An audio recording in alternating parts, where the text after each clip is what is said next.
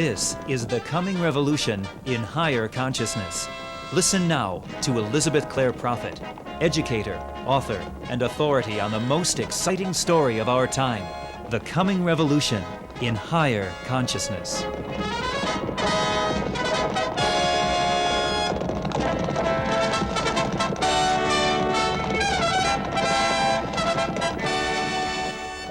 This week, you'll hear the first of 3 segments of The State of Education in America, an eye-opening expose by Elizabeth Clare Prophet. Today, Mrs. Prophet will take an incisive look at problems in American education.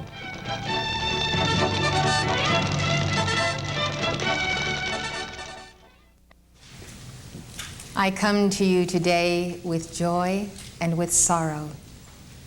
The great joy in my heart is the wondrous hope that always comes to us from the 7 archangels, from the hosts of the Lord, from the promise of the path, and the miracles that happen to us all day by day as we exercise the science of the spoken word, and we see tremendous change beyond our fondest hopes and dreams.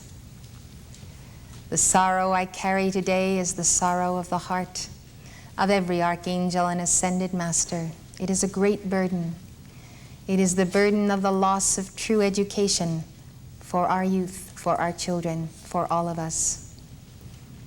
And such a dread plot of darkness has crossed our nation and many nations upon earth in this century as to be an absolute deliberate intent to snuff out that holy candle of light, that point of illumination that God has placed in our hearts.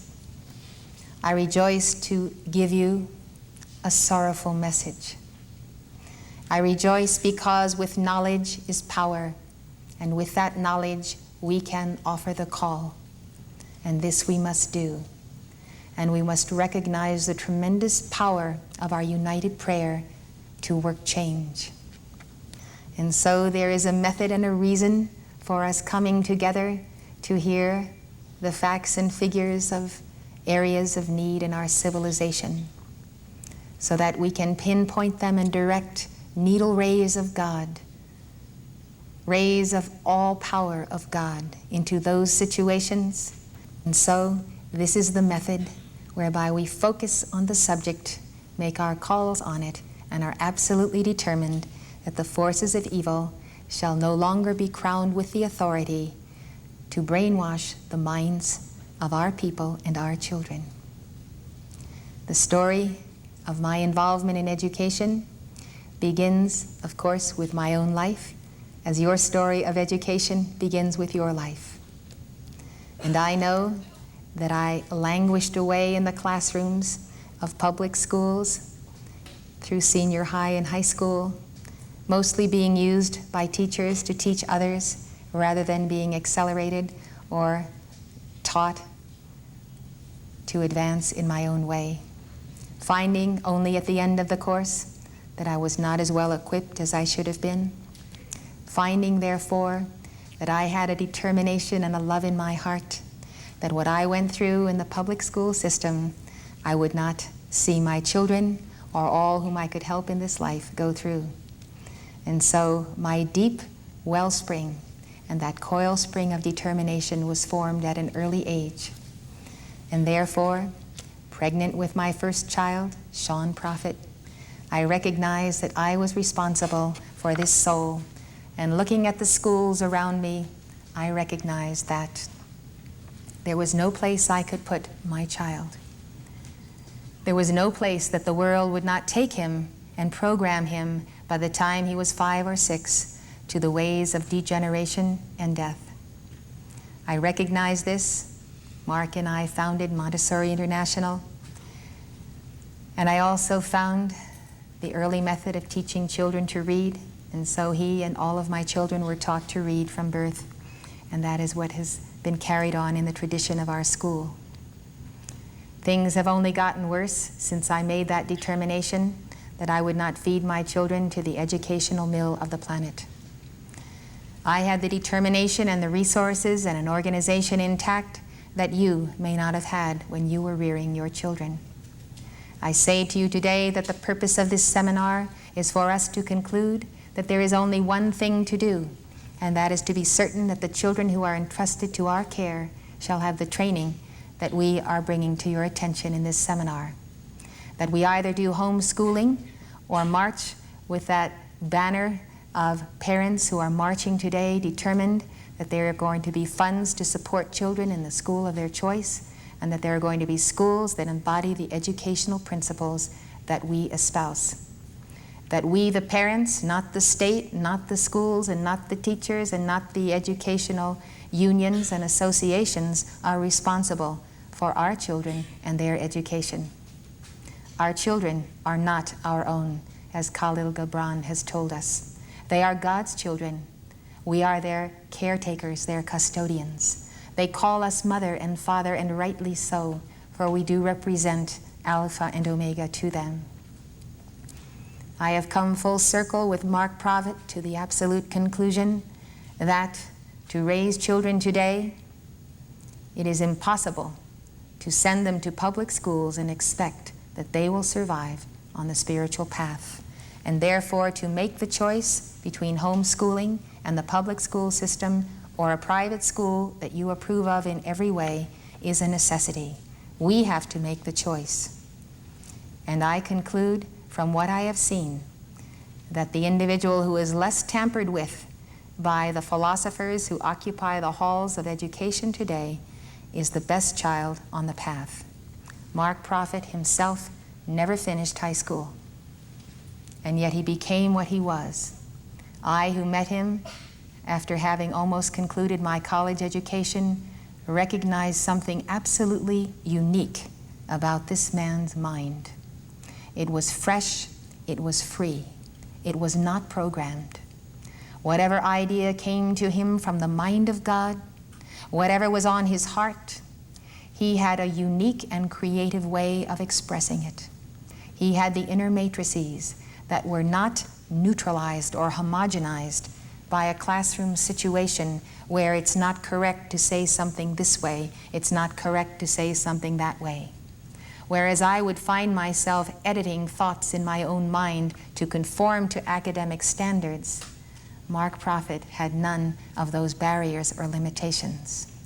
I saw a free spirit who had never bowed down to the systems of this world in this life, and therefore he was ultimately free to be a messenger of the Great White Brotherhood. I say to you, the building blocks of education must be there, and yet the freedom of the soul to commune with God must be there. Children must be taught these foundations, as Mark Prophet was taught by his pious mother and his devout father. Though he lost that father at age 9, he gained the Heavenly Father by his pursuit of his God. I have seen that the more people are educated, the more they are imprisoned by the mind, by the intellect, by the carnal mind. I am standing before you today because I went through the rigors of initiation under El Moria through Mark Prophet, and during my 3 years of training to be a messenger under them, I was not allowed to watch television or read magazines or newspapers. This was the resting of my mind from the conformity to the things of this world, that I could be free to know what I have known by study and by past lives, and yet to transcend it and to bring forth a higher way of thinking. By the initiations given to me over the years, I have come to the realization that most people I meet who are educated are prisoners of their own minds. The prison door has shut. They are locked inside of that carnal mind and that human intellect. It is necessary that we realize that what we know today upon this planet is not the ultimate in knowledge, and yet we walk with the pride of the knowledge of this world.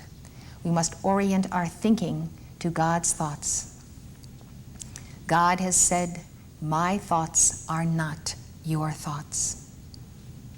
The thought that we are not thinking God's thoughts day by day and hour by hour should give us pause. Where have we lost the tie to the Logos, to the divine reason, to the reasoning of God? I would ask you to consider this as the prize of your life. something to be sought after, and then to be conveyed as the greatest gift you can bequeath to others around you and to the next generation.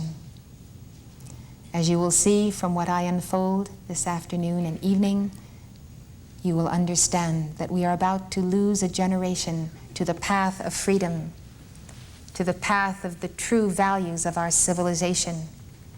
We're about to lose generations to illiteracy, and therefore to lose our nation and to lose our planet. The capstone upon this civilization is undoubtedly the Guru-Chela relationship, the master-disciple association. All of the education, the history, the wars that have been fought, the Declaration of Independence, the Constitution, all the guarantees of our right to freedom, and yet we are under an educational establishment that owns our souls and establishes the tyranny of our minds. Millions of souls are ready to be trained to unfold their inner potential, to meet their God, to walk and talk with angels and elementals. Come with me on this journey and stay with me. Let us go home to God in this life knowing this one thing we have won, the victory of the education of the hearts of every child who shall ever be born on planet Earth from this day forward.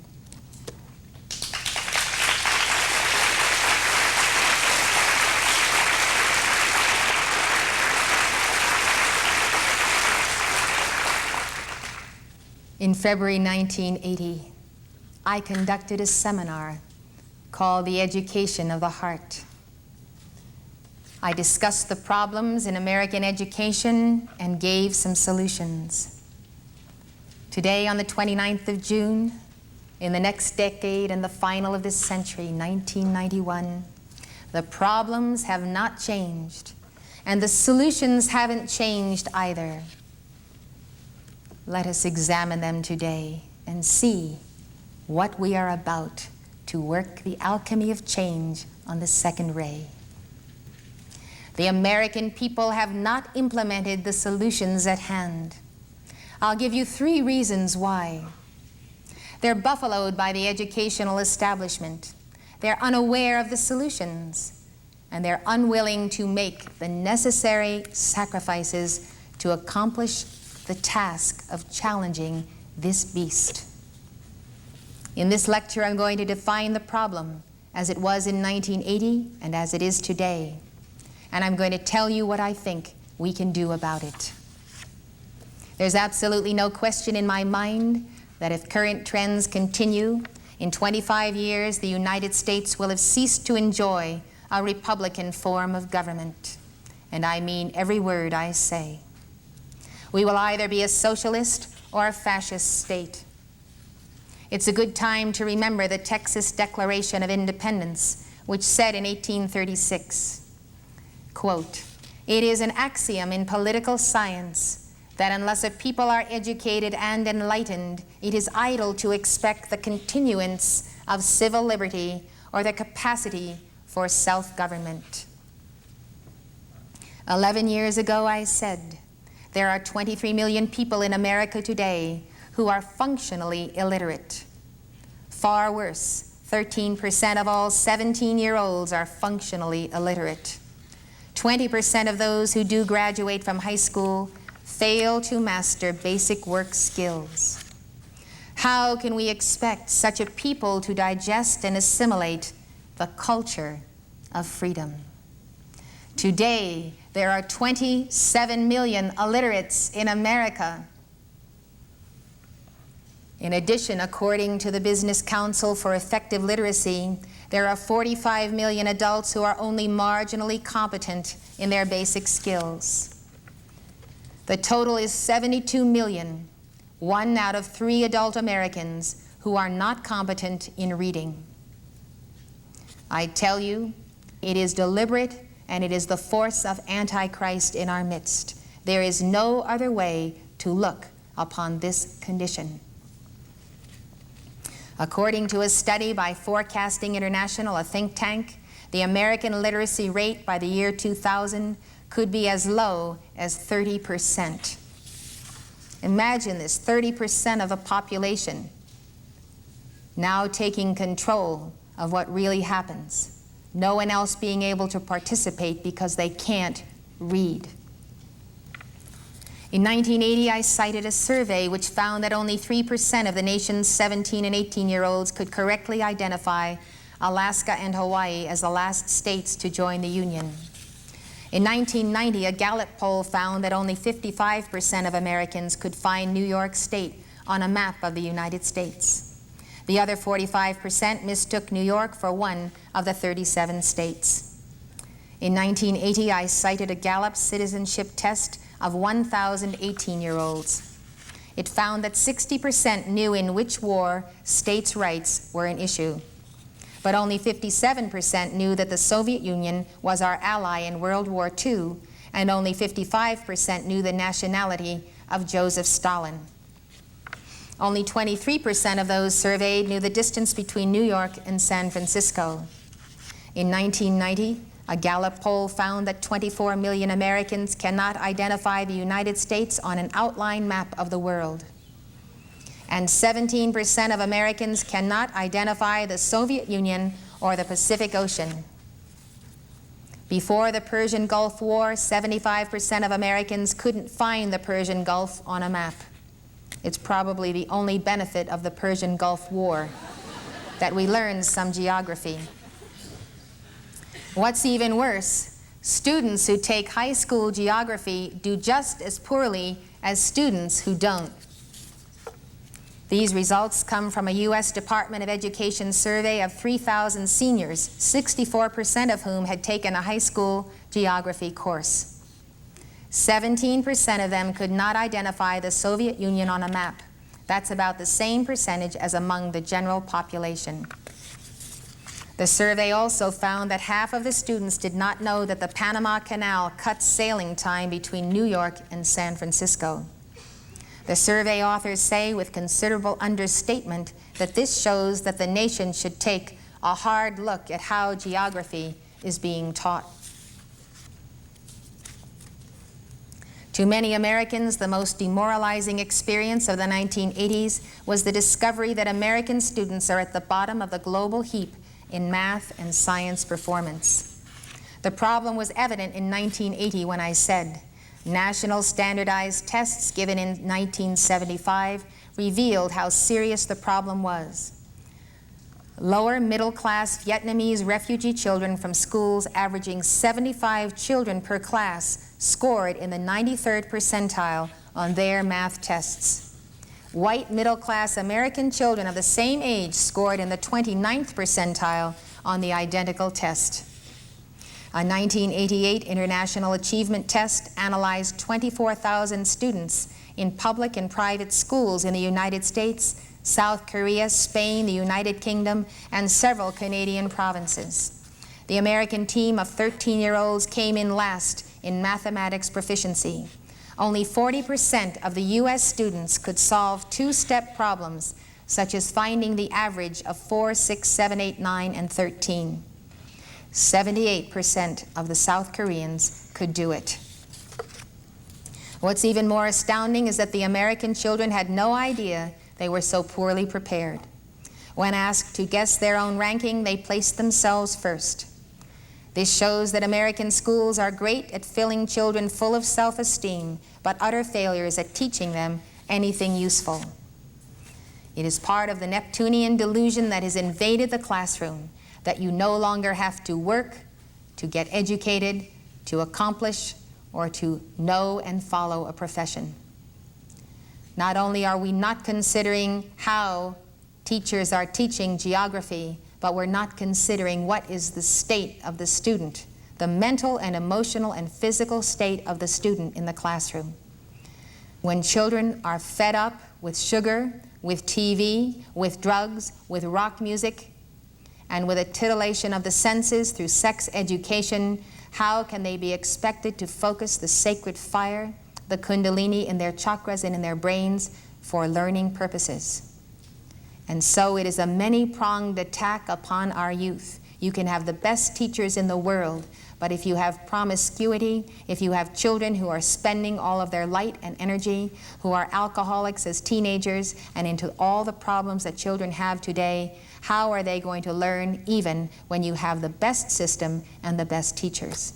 This is the major challenge we face. This is the point of the depths of sorrow of my heart today. 31% of these students said they watch television 5 or more hours a day, and another 42% tune in 3 to 4 hours daily. One interesting point: the school year in South Korea, where education is highly valued, is 220 days, compared with 180 days in the United States. Americans have consistently resisted lengthening the school year. If students don't want to study more, and parents tell us we're being too hard on their children, then how can you help them?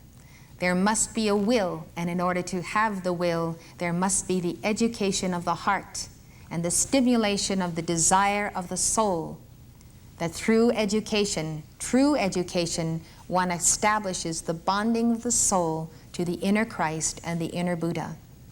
If that is seen as the goal of education and not merely a means to make money or a way to pass the time or get through school so you can get on with your life, if the real goal is seen as the development of the inner person, if we reintroduce the concepts of reincarnation and karma, knowing that everything we study is cumulative, it accrues to our life stream and our causal body, knowing that we are building mastery and we are on a path of adeptship, would this not appeal to the souls who have come here for that purpose, which purpose has been denied to them from the moment of their birth by alternate programming in the home from those earliest moments? Concerning the lengthening of the school year, the primary reason is supposedly financial. But if we get down to brass tacks, Americans simply don't want their kids to be in school that long. They want them to enjoy a long summer vacation. And those long summer vacations inevitably tie them up into drugs and all kinds of pastimes that revolve into negativity because there is not a constructive focus to it in most cases. The American 13-year-olds also did poorly in science on the 1988 international test. Only 42% of the United States students knew that a plant left in a dark room for 10 days could grow towards a single light left on near it. The American public isn't too sharp in science either. According to a study by an Oxford University professor, well under half of the American public and only 1/3 of the British know that the earth revolves around the sun once a year. In 1980, I warned that scores on scholastic aptitude tests, SATs nationwide, had been plunging at an alarming rate since 1963. In 1980, graduating seniors posted their lowest scores ever on the SAT. Although scores improved a few points during the 1980s, in 1990 they were back down at the 1980 level. In 1980, I also said, 1 out of every 3 teenagers in America today is ill-equipped to make his way in our society. 20% of those who do graduate from high school fail to master basic work skills. In 1990, the Wall Street Journal reported, fewer than 10% of the nation's high school seniors have the skills necessary to perform demanding jobs or do college work, according to an analysis of national test results. American businesses are having to put more and more resources into giving their employees basic skills. Chrysler Corporation alone invests $11 million yearly to bring its workers up to snuff in the 3 R's. The New York Telephone Corporation had to test 57,000 people before it could find 2,100 bottom-of-the-ladder trainees. In fast food restaurants, cash registers now have pictures of the food instead of numbers. The cashier punches the hamburger button twice, and the cash register figures out the price of 2 hamburgers. They cannot read, and they cannot compute. This is because there aren't enough people who can even work a cash register anymore. A 1990 report released by the Education Department based on tests given to high school seniors found that only 5% could synthesize and learn from specialized reading materials. Only 6% could solve multi-step math problems and use basic algebra. In 1980, I said that most young people entering their freshman year in college read at what was formerly a 9th grade level. This trend has gotten worse. Today, 50% of American high school graduates go on to college, but most of them don't get a college education. College freshmen are so ill-prepared for college that they get the high school education they never got. The system is rotten at its core. Colleges have been forced to compromise. Professors William Rao and Paul Baker, in a study of the nation's colleges, write, "Since students can vote with their feet, introductory courses are typically geared to keep the bottom quarter of the skill range from fleeing in panic." Professor David Berkman, a former chairman of a journalism department, wrote, "If 2/3 of the students do not possess the skills necessary for professional success, there is no way you can flunk out a number anywhere near that percentage." As a result, course content at the college level has been watered down and grades inflated. This trend was already evident when I gave Education of the Heart. In 1975, 70% of the grades at Princeton were A's or B's. At Stanford, the average grade was A-. Cheating is widespread. In a recent survey, 91% of students surveyed at Miami University in Ohio said they had plagiarized their class work. In 1980, I said, "I think that we are in the process of watching the loss of an entire generation and its inability to transmit the heritage of freedom." Since then, we have seen half of the next generation be lost to a lousy education and millions more people be denied the capacity to transmit their heritage of freedom. A new national study has demonstrated what we have known for more than a decade. American schools are simply not teaching children math. This is true for public and private schools and rich and poor students. The test, the National Assessment of Educational Progress Survey, is known as the nation's report card. The federal survey tested 26,000 students in grades 4, 8, and 12 in 37 states, the District of Columbia, Guam, and the Virgin Islands. The scores revealed that not a single state is cutting it, to use the words of Education Secretary Lamar Alexander. That is putting it mildly. Most high school seniors perform below the 8th grade level in math. The results showed that just 5% of the seniors are prepared to take college math. Only 14% of the 8th graders scored at the 7th grade level or above in math, and that includes students in wealthy suburban school systems. Even worse, just 46% of the seniors can do 7th grade level work. In other words, less than half of the nation's seniors can completely work fractions, decimals, percents, and simple algebra. 1/3 of the 8th graders could not add up the cost of 3 items from a sample menu. What's almost unbelievable is that each student was allowed to use a calculator during the test.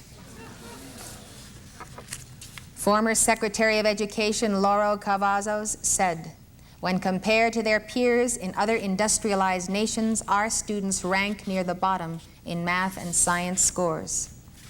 Who do you think is going to rule the world in 25 years? It's the people with the knowledge of science and technology.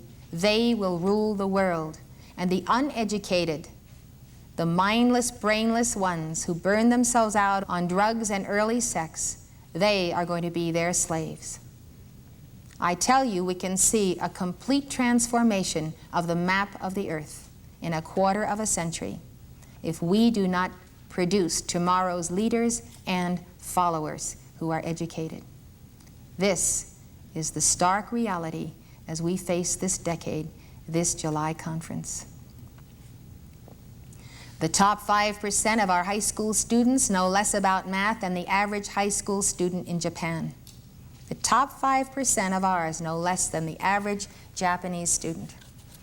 Education Secretary Alexander called the failing grades on the math survey an alarm bell that ought to ring all night throughout the country. Well, we're going to make that bell ring throughout the night because we're going to give our prayer vigils, and we're not going to stop ringing that bell until Mother Liberty descends with that judgment upon those who control education in America today.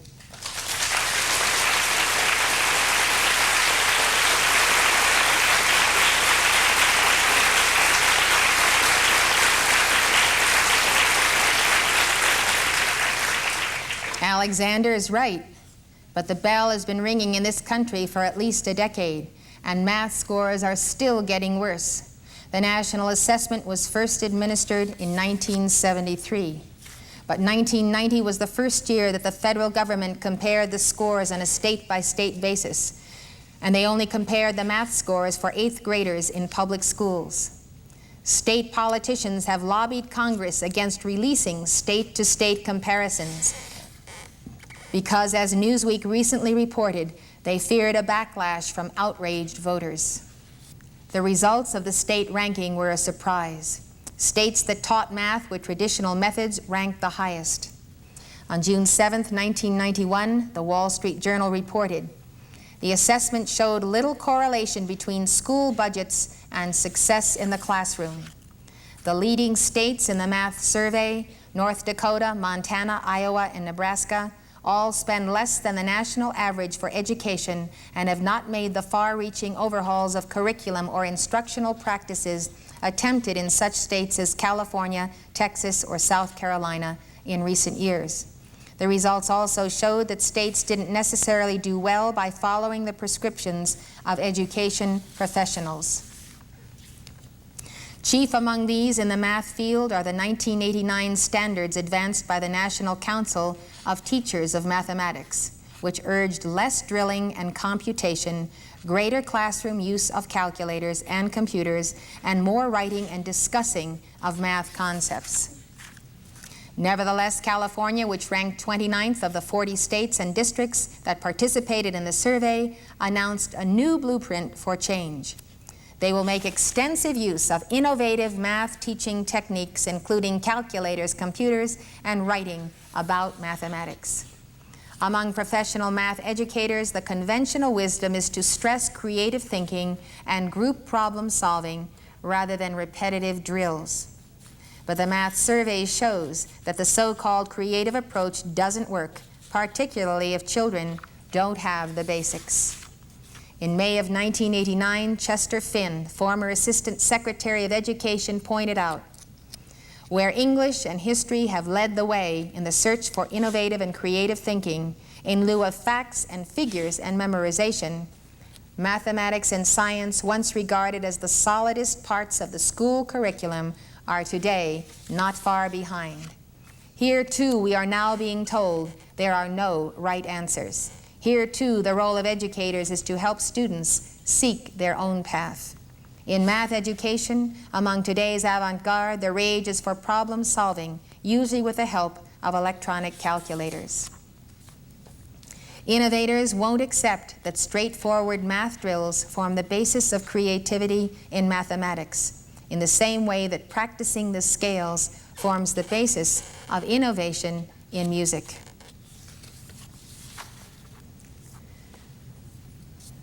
The building blocks of education have been taken from our children. I know students who go to Bozeman schools and in high school who cannot spell, who are poor readers, who do not write well, and instead of learning the basics and the systems of phonics, they are told it doesn't matter if you can't spell because you'll have a secretary to do your spelling for you, or you'll have a computer program that checks your spelling when you write something. And so they spend their time in, quote, creative writing and poetry, and are told that they have such great talent. And this is a lie, it's a deception, and a betrayal of the soul of every child who hears this. But this is today's thinking anywhere in the public schools you will go, with very few exceptions. Well, it isn't as if nobody knows how bad American education is. A reform movement had already begun in the late 1970s. This movement pushed for more money for education, higher academic standards, increased pay for teachers, and better quality teachers. In 1983, a report entitled "A Nation at Risk: The Imperative for Educational Reform" was released by President Ronald Reagan's National Commission on Excellence in Education. In now familiar phrases, the report warned, "Our nation is at risk. Our once unchallenged preeminence in commerce, industry, science, and technological innovation is being overtaken by competitors throughout the world. The educational foundations of our society are presently being eroded by a rising tide of mediocrity that threatens our very future as a nation and a people. If an unfriendly foreign power had attempted to impose on America the mediocre educational performance that exists today, we might well have viewed it as an act of war. As it stands, we have allowed this to happen to ourselves." The report recommended that high school graduation requirements be strengthened, that higher standards be adopted, and that more time be devoted to the 5 basics: English, math, science, social studies, and computer science. During the 1980s, we tried everything. We tried spending more money on the schools. In 1980, I said that during the past 20 years, the government had increased 4-fold the amount of money that we spend on education. In 1981, the U.S. spent $2,941 per public school student. In 1991, the figure will be $5,638, an increase of 33% after inflation. Most of the money isn't even making it to the classroom. A Fordham University study of spending in the New York City school system during the 1988-89 school year found that although the system spent $6,000 per student, less than $2,000 reached the classroom. About 2/3 is spent on the bureaucracy running the school system. In 1990, a new study was issued by the Economic Policy Institute, EPI, a Washington-based think tank which fooled many people into thinking we need to spend more on schools. It claimed that the U.S. ranks 14th out of 16 industrialized nations in spending on elementary and secondary education. The catch was it measured education spending as a percent of national income.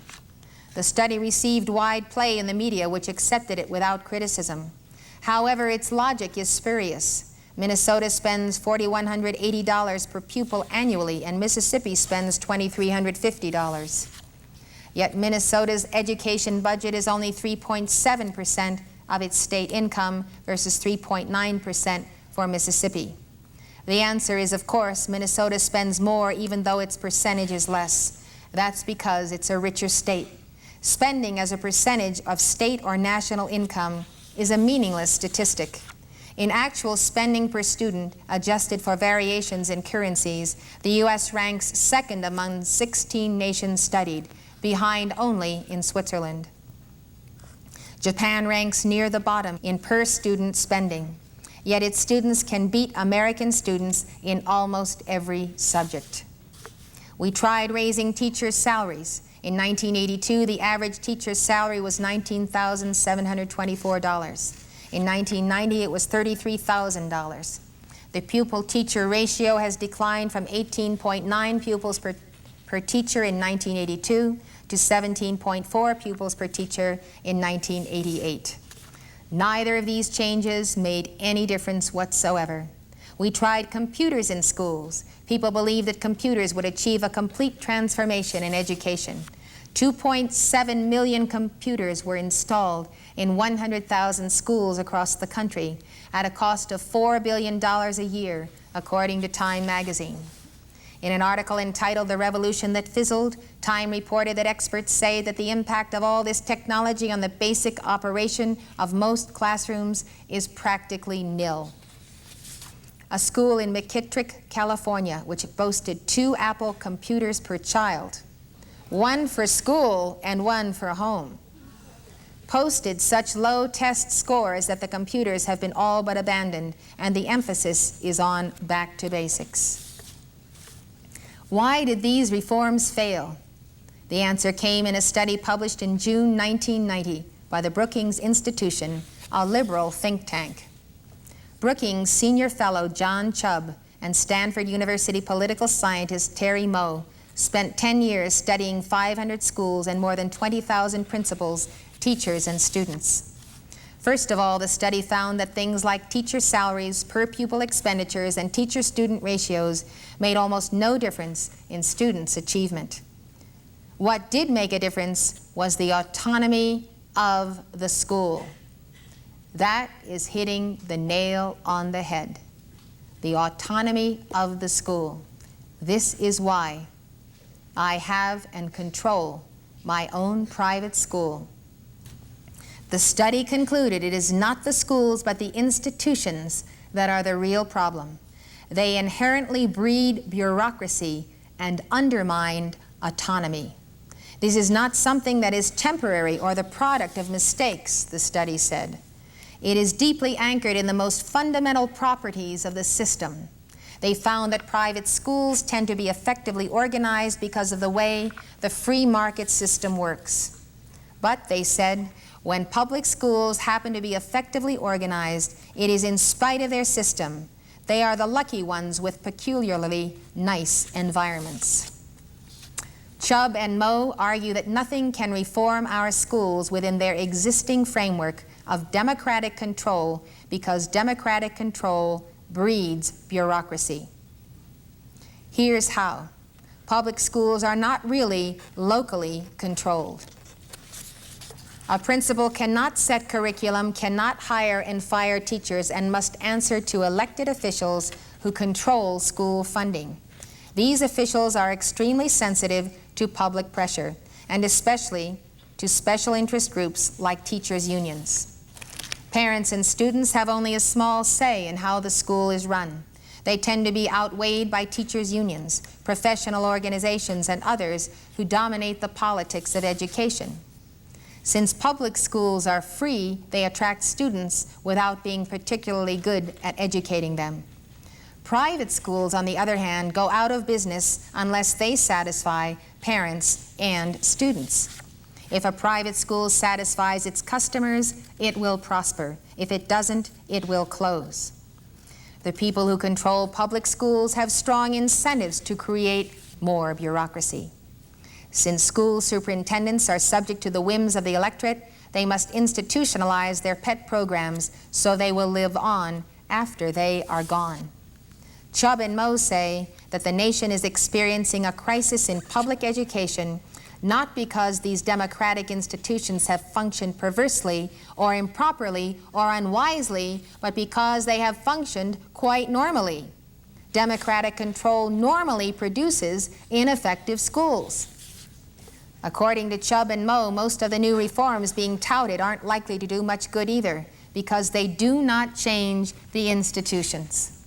That's exactly what I found out 27 years ago when I said, where will I put my son in school?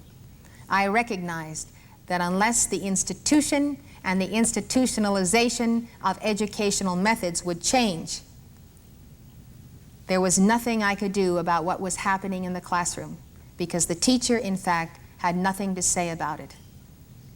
The only thing I could do was to change the whole ball of wax, start a new school over here, independent of that bureaucracy.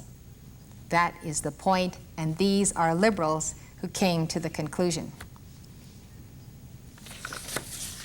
Theodore Sizer, chairman of the Department of Education at Brown University, has received widespread publicity for his coalition of essential schools. He has been deeply involved in the reform movement. Sizer believes that high schools give students a smorgasbord of courses to choose from but fail to teach them the basic academic subjects. He is experimenting with 52 schools across the country that are serving as laboratories to determine what works in American education. In May 1991, Chris Whittle announced a plan to build 1,000 innovative schools by the year 2010. He plans to hire innovators from education, business, science, and other fields to totally revamp education. The reforms that they test will then be sold to the nation's public and private school systems. Chubb and Moe say that these reforms will not work because it is impossible to transfer the benefits of autonomy to a school that remains bound by bureaucracy. Bureaucracy is the name of the beast. If you don't get rid of the beast, you're not going to get rid of the egg of the serpent and the eye that is in the egg. Its capacity to propagate itself. The bureaucracy is the beast, and we have to see it as such. And no matter how well intended our teachers are, or administrators, what's behind them and behind them and behind them, and finally, who is pulling the strings, are those who have an antichrist consciousness and are determined to be relentless in their program of programming our children. This we must understand and not lose the lifetime of our child fighting a system that does not lend itself to adaptability. Some states, such as Minnesota, have adopted programs that allow children to choose any school in the public school system. But Chubb and Moe say Minnesota reforms do not go nearly far enough, failing to free up the supply of schools, continuing to control them from above, and leaving all the traditional institutions in place. Chubb and Moe are talking about supply and demand. If there is demand for a school, then increase the supply. If there is no demand for it, then decrease that supply. In other words, the market system. The revolution in education during the 1980s was not really a revolution at all, say Chubb and Moe. It was never intended to be, despite the lofty rhetoric. Revolutions dismember old institutions and replace them with new ones. The 1980s reform movement never seriously thought about the old institutions, and certainly never considered them part of the problem. In case you haven't already guessed, Chubb and Moe's solution to the problems of education is for states to redefine just what a public school is and should be. That is what they're talking about.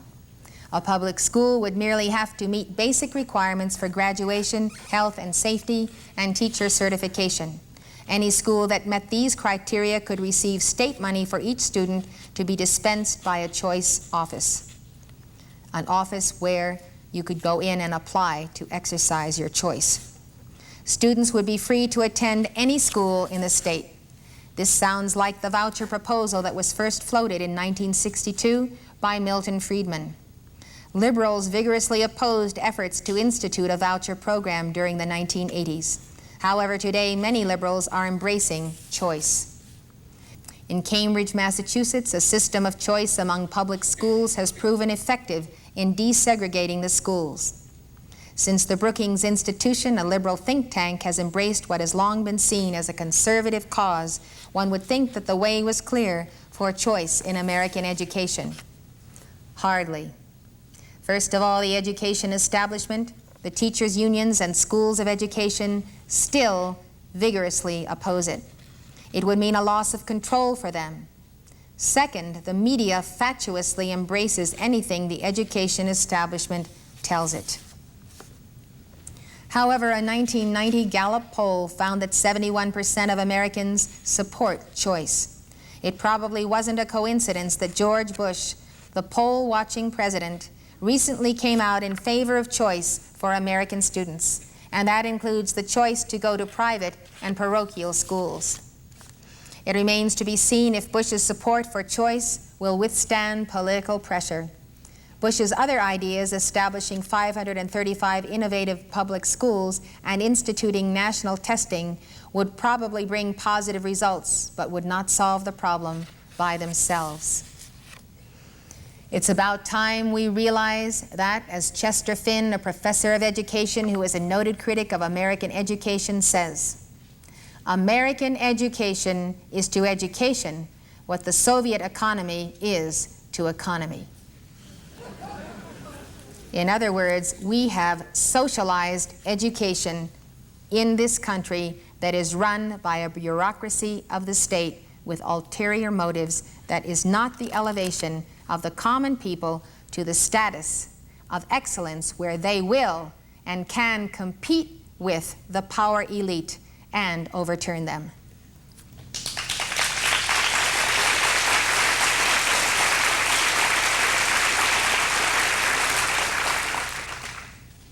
Attempts to make the public schools work are just like attempts to make communism and socialism work. They don't work, and they're never going to work. But the education establishment doesn't want your kids to get a good education. In Milwaukee, Democratic legislator Polly Williams, who was Jesse Jackson's state chairman in 1984 and 88, had to fight tooth and nail to get a bill passed to allow her low-income constituents to receive vouchers to attend private schools. The plan was supported by a coalition of poor black parents who wanted to get their kids out of the public schools. Wisconsin's Department of Public Instruction sued. A Wisconsin appeals court declared the voucher plan illegal. But the program went ahead last year while the case was being appealed to the state Supreme Court. So that's the kind of opposition that you too will come up against if you try to break the monopoly of the public school system. I'd like to talk to you about textbook content. The educational establishment has determined that content doesn't matter. They have also determined that it is not their business to teach morals or values. The child is to choose his morals and values. This, despite the fact that 81% of Americans want schools to teach morals to our children. Americans want their children to have basic values and a sense of right and wrong. But schools don't do that anymore, and textbooks don't either. In 1980, I gave a textbook expose that told depressing stories, distorted visual perceptions, distorted standards and concepts of life, and exposed children to the practice of witchcraft and black magic. I said, above all, they do not contain what they should. Well, none of that has changed. Textbooks haven't improved. What's worse, they've gotten more insidious. A current textbook series called Impressions is designed to teach reading and literature. It is published by Holt, Reinhardt, and Winston. But it is used in many American schools, although it comes from Canada. The Teacher's Guide to Impressions says high-quality literature should be a part of the children's daily experience. Well, there isn't any literature to speak up in these textbooks. The only authors of note in 67 entries in the 4th grade reader are C.S. Lewis and Rudyard Kipling. The selection from Lewis's Chronicles of Narnia is taken out of context and therefore is depressing and confusing. The problems begin in 1st grade. A story in a 1st grade reader is called Would You Rather? Take a look at the slide. Would you rather have supper in a castle, breakfast in a balloon, or tea on the river? So far, it doesn't sound so bad, but here's the next page. Would you rather be made to eat spider stew, slug dumplings, mashed worms, or drink snail pop? Would you rather be crushed by a snake, swallowed by a fish, eaten by a crocodile, or sat on by a rhinoceros? Would you rather have a monkey to tickle, a bear to read to, a cat to box with, a dog to skate with, a pig to ride, or a goat to dance with? If you teach your children right, they'll say to their teachers, I don't have to answer any of those questions. The clincher for that series is, or perhaps you would rather just go to sleep in your own bed. This is what I call the leveling of values. Anything you decide is okay for you. Nearly all the poetry in the series is written by educationists, quote, and their cronies. Those are people who major in education but know no other subject and have nothing to teach. Some of the selections are taken from award-winning children's books, but they're all modern authors. None of the selections qualifies as literature, in my opinion. Here's a poem from the Impressions 2nd grade reader. It's called Yawn by Susan Wellerlin. I'm so tired I can't go on. I'm so tired. All I want to do is yawn. I want to go right home and fall into a heap, and I can't finish this poem because I'm falling. And then the dots go down the page. This sounds like just bad poetry, but it's not just bad poetry, it's witchcraft. It is locking you into a spiral where your energy tumbles down the coil of the spine. You can feel yourself going down as I read it. As if this poem were indignity enough, now these second graders have to complete workbook pages about the poem. The teacher's manual contains instructions on how to discuss the poem, just as if it had been a great work of literature.